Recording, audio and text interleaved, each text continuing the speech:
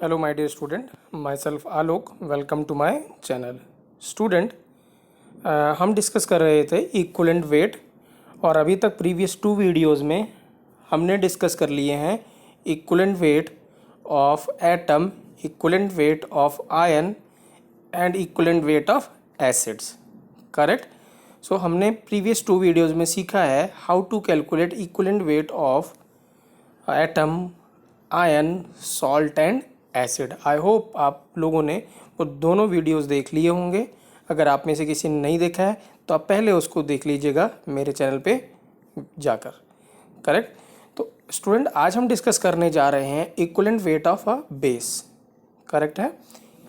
So student, जैसे हमने equivalent weight of N acid define किया था, वैसे ही हम इक्विवेलेंट वेट ऑफ बेस भी डिफाइन करने जा रहे हैं।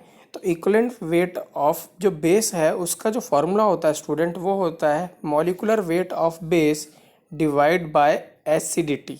किससे डिवाइड करेंगे? एसिडिटी से। एसिडिटी रिप्रेजेंट करेंगे हम ए से। स्टूडेंट, किससे? ए से।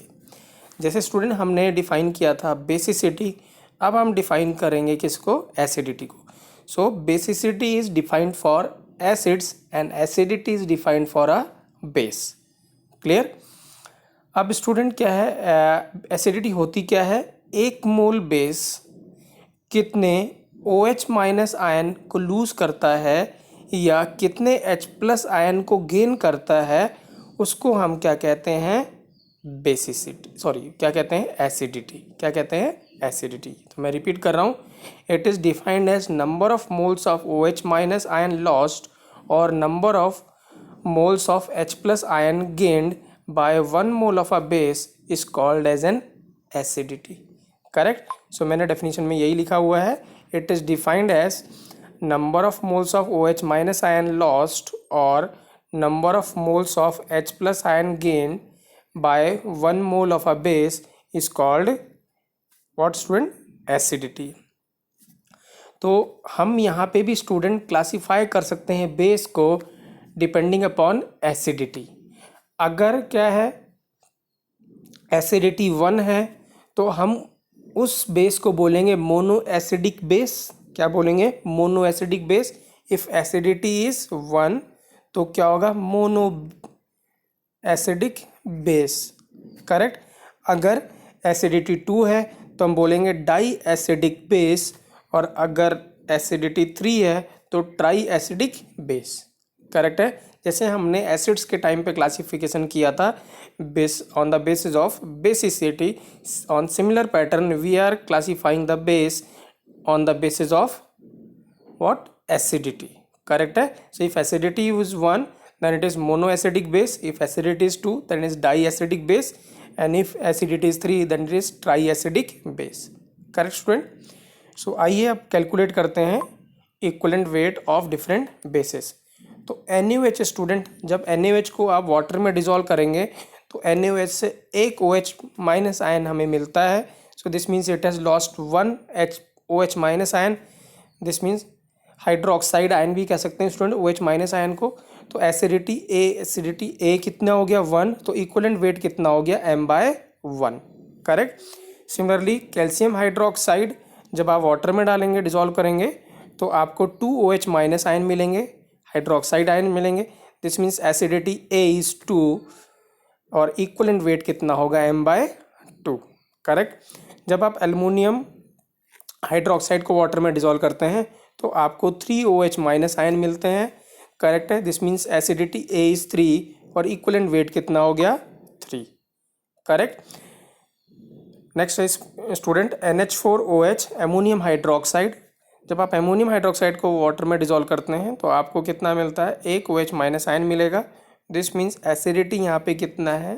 1 और इक्विवेलेंट वेट कितना हो गया? m/1। करेक्ट। नेक्स्ट स्टूडेंट हमारे पास है रिएक्शन है भी, CaOH whole twice plus HCl gives CaCl2 plus H2O। मैंने पहले ही बोला था स्टूडेंट, जितने भी मैंने यहाँ पे जो पिंक से कलर से अंडरलाइन किया हुआ है, इसी का इक्विवेलेंट वेट हमें कैलकुलेट करना है। This means we have to calculate equivalent weight of calcium hydroxide in this reaction.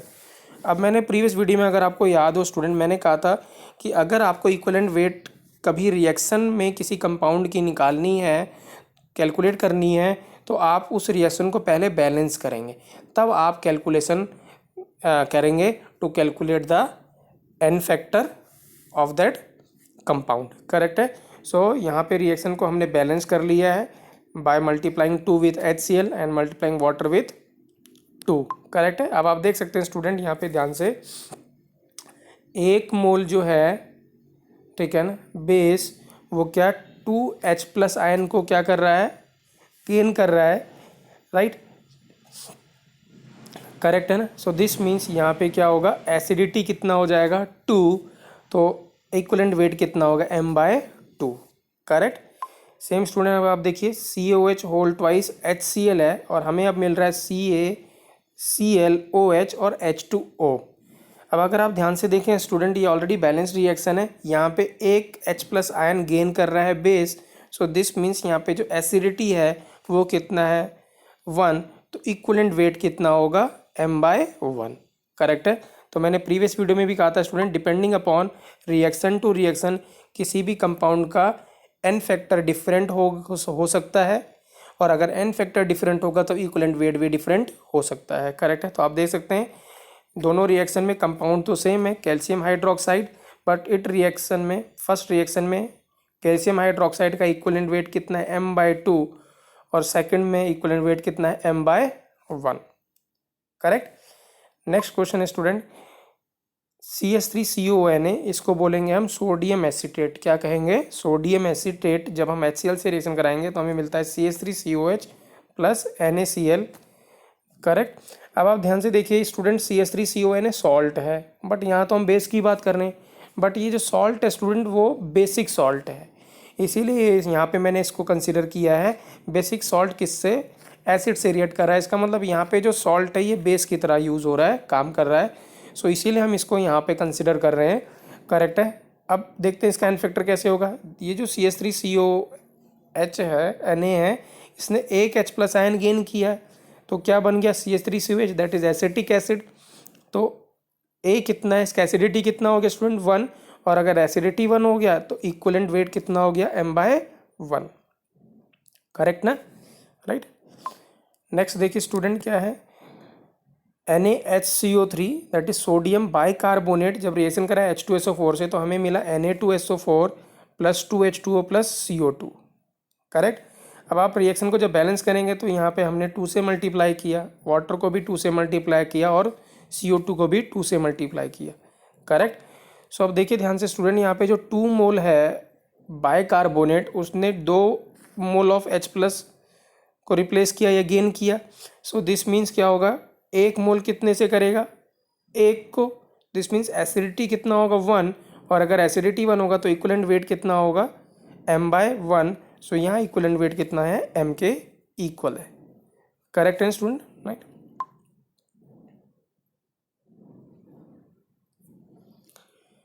Next student, MgO plus H3PO4 gives Mg3PO4 whole twice plus water. अब देखिए स्टूडेंट, यहाँ पे हमने क्या कंसिडर किया है, यहाँ पे हमने ऑक्साइड लिया हुआ है, राइट, बट हम यहाँ पे बात कर रहे हैं बेस की। तो स्टूडेंट मैंने प्रीवियस वीडियो में बताया था कि जो नॉन मेटल ऑक्साइड्स होते हैं वो होते हैं क्या, एसिडिक, और जो मेटेलिक ऑक्साइड्स होते हैं वो क्या होते हैं, बेसिक इन नेचर के होते हैं। इसका मतलब यहाँ पे जो मैग्नीशियम ऑक्साइड है वो कैसे बिहेव कर रहा है, एक बेस की तरह, इसीलिए यहाँ पे इसकी जो रिएक्शन हम करवा रहे हैं किसके साथ करवा रहे हैं, एसिड के साथ। करेक्ट है। सो दिस मीन्स यहाँ पे जो MgO वो बेस की तरह ऐड कर रहा है, और बेस का एन फैक्टर क्या होगा, उसकी एसिडिटी। करेक्ट है ना। सो अगर मुझे MgO का एन फैक्टर निकालना है या इक्विवेलेंट वेट निकालना है तो हमें रिएक्शन को क्या करना पड़ेगा, पहले बैलेंस करना पड़ेगा। सो अगर हम बैलेंस करते हैं स्टूडेंट तो 3MgO plus 2NH3PO4 gives Mg3PO4 whole twice. Student मैंने यहाँ पे मिस कर दिया है ट्वाइस लगाना, तो आप प्लीज़ यहाँ पे ट्वाइस लगा दीजिएगा। मैग्नीशियम फॉस्फेट का फॉर्मूला है Mg3PO4 whole twice plus 3 water. Correct. अब स्टूडेंट अगर आप ध्यान से देखें यहाँ पे जो 3 मोल ऑफ मैग्नीशियम हाइड्रोक्साइड है वो 2 मोल तो किससे, फॉस्फोरिक एसिड से रिएक्ट कर रहा है, बट 2 मोल में कितने मोल हाइड्रोजन है, 3 2 जा कितना, 2 मोल तो कितना है फॉस्फोरिक एसिड, और हाइड्रोजन कितना है 3 मोल्स, तो 3 टू जा 6 मोल। इसका मतलब जो 3 मोल ऑफ मैग्नीशियम ऑक्साइड है वो गेन कर रहा है कितना 6 mole of H plus ion, correct है ना, क्लियर। सो दिस मीन्स क्या है, 1 मोल कितने करेगा, क्योंकि जो एसिडिटी है वो हमने डिफाइन करी थी पर मोल, तो 1 मोल कितने गेन करेगा 2 mole of H plus gain करेगा। दिस मीन्स यहाँ पे जो एसिडिटी है वो कितना है 2 और इक्वलेंट वेट कितना हो जाएगा m/2, करेक्ट है ना स्टूडेंट। मैं रिपीट कर रहा हूँ, पहले हमने रिएक्शन को बैलेंस किया, फिर 3 मोल ऑफ MgO से हमें 6 mole of H plus ion gain कर रहा है 3 मोल ऑफ MgO, करेक्ट है। आप देख सकते हैं 2 इंटू H3PO4, करेक्ट है ना। तो यहाँ पे कितना है 3 टू जा कितना 6, तो 3 मोल किसको कर रहा है 6 मोल को, दिस मीन्स 1 मोल कितने गेन करेगा 2 मोल को, दिस मीन्स जो एसिडिटी है वो कितना हो जाएगा 2, सो इक्विवेलेंट वेट कितना होगा m/2, करेक्ट।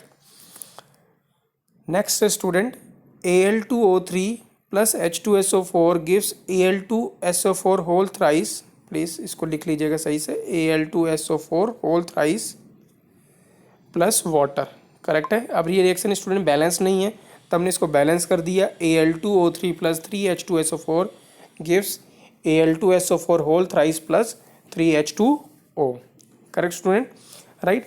हमें यहाँ पे स्टूडेंट एन फैक्टर निकालना है या इक्वलेंट वेट जो निकालना है वो Al2O3 का निकालना है, किसका निकालना है Al2O3 का, तो आप इसको यहाँ पे अंडरलाइन कर लीजिएगा, Al2O3 का हमें इक्वलेंट वेट कैलकुलेट करना है।